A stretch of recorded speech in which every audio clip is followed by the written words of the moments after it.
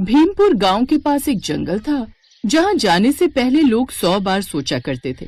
कहते थे कि जो भी उस जंगल में जाता है वो कभी भी वहां से वापस नहीं आता है। ऐसे ही एक दिन मुनिया खेलते हुए उस जंगल की तरफ बढ़ने लगी कि तभी उसकी माँ रूपा जाकर उसका हाथ पकड़कर खींच लेती है और कहती है, तुझे कितनी बार बोला है मुनिया कि उस जंगल की तरफ मत जाया कर। वो रहस्यमय जंगल है और वहाँ अक्सर जादू होते रहते हैं। उस जंगल में जो भी जाता है वापस नहीं आता। फिर तू उस तरफ क्यों जा रही थी? माँ, मैंने आखिरी बार बाबा को उस जंगल की तरफ लकड़ियाँ काटने के लिए जाते हुए देखा था, जब हमारे घर में खाने के लिए पैसे नहीं थे। इसीलिए मैं उस जंगल की तरफ जा रही थी। मुनिया ये बोलती है और उसकी आंखों में आंसू आ जाते हैं क्योंकि वो अपने पिता को बहुत ज्यादा याद कर रही थी। इसके बाद वो कहती है, माँ, मुझे थोड़ा सा समय दे दो, मैं अभी बाबा को वहीं से वापस लेकर आती हूँ। मेरी बच्ची मुनिया, तेरे बाबा उस जंगल से कभी वापस नहीं आएंगे क्योंकि वो जादुई जंगल है और उस जंगल में जो भी जाता है वो कभी वापस नहीं आता। ऐसे ही सालों गुजर जाते हैं। मुनिया बड़ी हो गई थी और उसकी उम्र शादी के लायक हो गई थी। गांव का ही एक केशव नाम का लड़का उसे बहुत प्यार किया करता था। मैंने तुझे कितनी बार बोला है कि भारी मटका मत उठाया कर, तेरे हाथों में दर्द हो जाएगा। तुझे बोला है ना मुझे बुला लिया कर, फिर भी तू मेरी बात नहीं सुनती। देखो, न तुम मेरे दोस्त हो, न मेरे प्रेमी, न मेरे पति जो मेरी फालतू में इतनी ज्यादा फिक्र करते हो। इसलिए मुझे तुम्हारे साथ नहीं रहना, समझे तुम? और आज के बाद मुझे परेशान मत किया करो। मुनिया ये बोलकर गुस्सा होकर वहाँ से चली जाती है। जिसके बाद वहाँ पर केशव की माँ सावित्री आती है और उससे कहती है, अरे बेटा, तू तो जानता है कि मुनिया तुझे बिल्कुल भी पसंद नहीं करती है, फिर भी तू उसके आगे पीछे क्यों घूमता रहता है? माँ, तुम तो जानती हो ना कि जब मैं 7 साल का था तभी से मुनिया को बहुत पसंद करता हूँ। जब उसके बाबा उसे छोड़कर चले गए थे और वो मेरे गले लगकर कितना रोई थी, मैंने तो तभी सोच लिया था कि उसे अपनी पत्नी बनाऊंगा। ये बात सुनकर अब सावित्री भी केशव के सर पर हाथ मारती है और उसके कान खींचकर उसे वहाँ से ले जाती है। सावित्री जानती थी कि केशव मुनिया से कितना प्यार किया करता था, इसीलिए एक दिन सावित्री केशव को लेकर रूपा और मुनिया के घर जाती है। सावित्री जी, केशव बहुत समझदार है और आप भी बहुत अच्छी हैं। आप मेरी मुनिया का मेरी तरह ही ख्याल रखेंगी। तभी वहाँ पर मुनिया आती है और केशव को वहाँ पर बैठे हुए देखकर कहती है, तू यहाँ क्यों आया है? मैंने तुझे बोला है ना कि मैं तुझसे शादी नहीं करूंगी। तुझे एक ही बात समझ में नहीं आती है? ये क्या तरीका है मुनिया घर आए मेहमान से बात करने का? और ये लोग तेरे लिए रिश्ता लेकर आए हैं और मुझे भी केशव पसंद है। वो तुझे बचपन से प्यार करता है, फिर परेशानी क्या है? प्यार तो बाबा भी आपसे बहुत करते थे ना, और उसके बाद जब घर में दिक्कत आई तो लकड़ियां लेने के लिए जंगल में चले गए और वापस नहीं आए। मुनिया, वो अगर वापस नहीं आए तो वो मेरी किस्मत है, लेकिन उसके लिए तू अपनी किस्मत क्यों खराब कर रही है? केशव जैसा लड़का तुझे इस पूरे गांव में नहीं मिलेगा। तभी केशव कुछ सोचकर खड़ा हो जाता है और कहता है, मुनिया, अगर मैं तुम्हारे बाबा को जंगल में जाकर वापस ले आऊं तब तो तुम मुझसे शादी करने को तैयार हो जाओगी ना?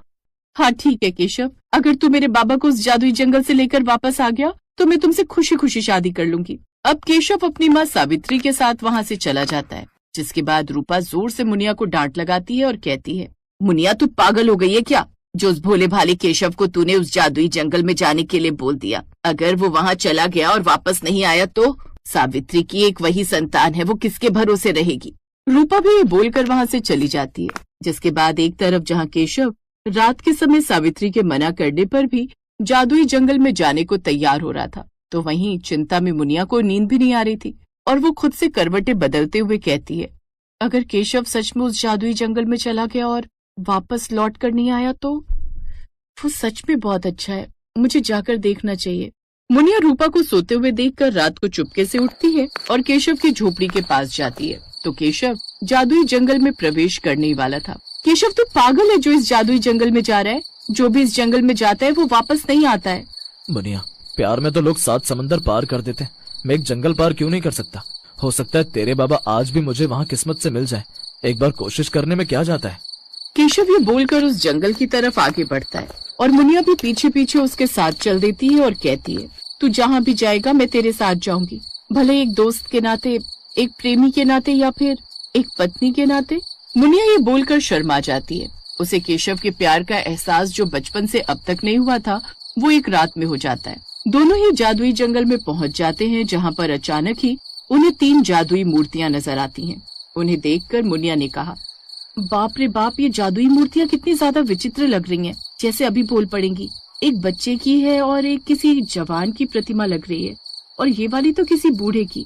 तभी अचानक आसमान से नीली, पीली और हरी 3 रंग की रोशनी उभरती है और उन 3 मूर्तियों पर पड़ती है।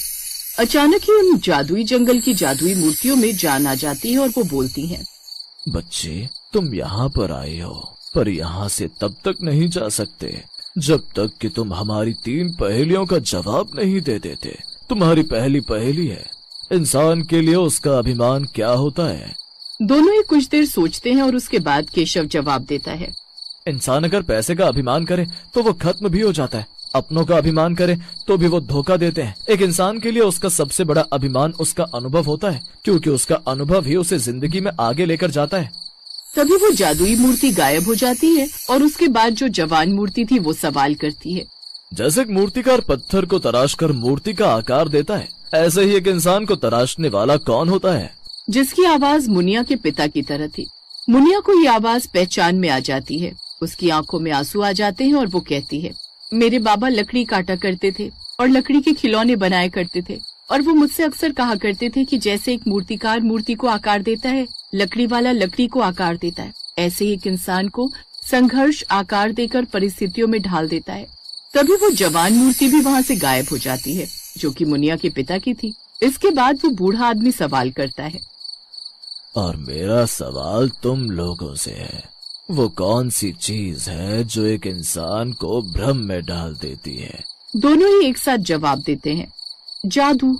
जादू, बिल्कुल सही जवाब।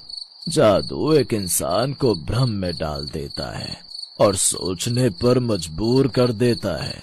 तुम दोनों का रिश्ता सच में अटूट है। तभी वो तीसरी मूर्ति भी गायब हो जाती है और तभी वहाँ पर वो बच्चा, वो जवान और वो बूढ़ा आदमी प्रकट होता है। इसके बाद मुनिया अपने पिता को देखकर गले से लगा लेती है और उसके पिता कहते हैं, मेरी बच्ची मुनिया, मुझे माफ कर दे। घर में खाने को कुछ नहीं था और मैं इस जादुई जंगल में आ गया। इस जादुई जंगल में एक जादूगर का देहांत हुआ था और उसके बाद उसने हमें मूर्तियों में बदलकर यहाँ खड़ा कर दिया। जो भी गलत जवाब दिया करता था वो उसके खिलौने बनाकर अपनी जादू नगरी में ले जाता था और हम तीनों उसके पहरेदार थे। अब हम तीनों आजाद हो गए तो वो जादूगर खुद भी मूर्ति के रूप में अपनी जादुई दुनिया में कैद हो गया होगा। पिताजी, आपसे मिलकर मैं बता नहीं सकती कि मुझे कितनी खुशी हो रही है। मैं कई बार इस जादुई जंगल के बाहर से गुजरते हुए आपको आवाज लगाती थी कि शायद आप कभी मेरी आवाज का जवाब देंगे, लेकिन ऐसा कभी नहीं हुआ। चलिए घर चलते हैं, माँ आपको देखकर बहुत खुश होगी। दोनों आगे बढ़ने लगते हैं कि तभी मुनिया के पिताजी फिर से कहते हैं, बेटी मुनिया, अब हम उस जादूगर के सिर्फ खिलौने मात्र रह गए। हम इस जंगल को छोड़कर कभी नहीं जा सकते। अब हमारी मुक्ति का समय आ गया है। तुम जाओ और केशव के साथ अपनी एक नई जिंदगी शुरू करो, पर ये याद रखना कि तुम्हारे पिता तुम्हें बहुत याद करते थे और अपनी माँ से कहना कि वो अपनी जिम्मेदारी से भागे नहीं थे। मुनिया की आंखों में आंसू आ जाते हैं। केशव मुनिया को गले से लगा लेता है और उसे वहाँ से लेकर चला जाता है। जब ये सारी बातें रूपा को पता चलती हैं तो वो भी भावुक हो जाती है, जिसके बाद मुनिया खुशी खुशी अब केशव से शादी कर लेती है और अपनी जिंदगी गुजारती है।